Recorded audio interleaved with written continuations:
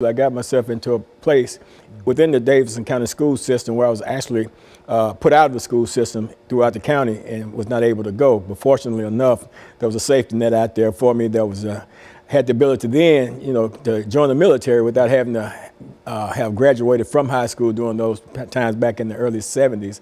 So I went into the United States Navy, stayed in there a short period of time, got out of the Navy, went to OIC, Opportunities Industrialization Center, and got a GED.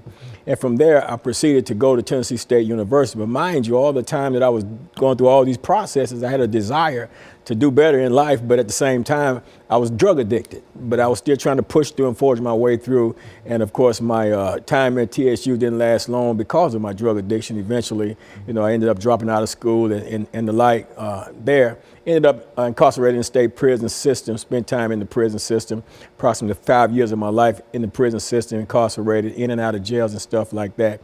So although I've had some schooling in TSU, Trevecca East Campus Prison Program while I was yet incarcerated, and did some stuff with Edmondson Junior College, which is a now defunct school there itself. But at the same time, not having a degree of in any particular area, but just over the years of my life, just have gained just a measure of knowledge in so many different areas, and just from a lot of personal life experiences that I find myself sitting on here in this forum with you on today. Mm-hmm. When you think, Pastor Walker, in terms of the topic today, empowering African Americans for social, economic, and political success, exactly what do you see as some of the major issues in reference to some of these areas? Well, Dr. Haney, there are a great number of issues that are major in terms of how it relates to us as a people. One of the things that I think first and foremost is that we have to learn how to educate and equip and empower ourselves. We have to learn how to really go back, search out, and get our own true history, and not just be so reliant upon just some of the stuff that we're taught. Because I've learned from my years of living, and my experiences that I had in grade school coming up, that my history was not accurately taught to me.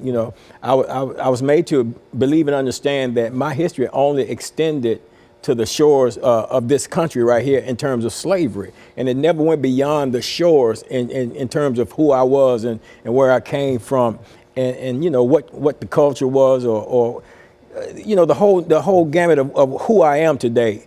It's not just found right here it didn't begin right here on the shores of the United States of America, but it transcended. Absolutely.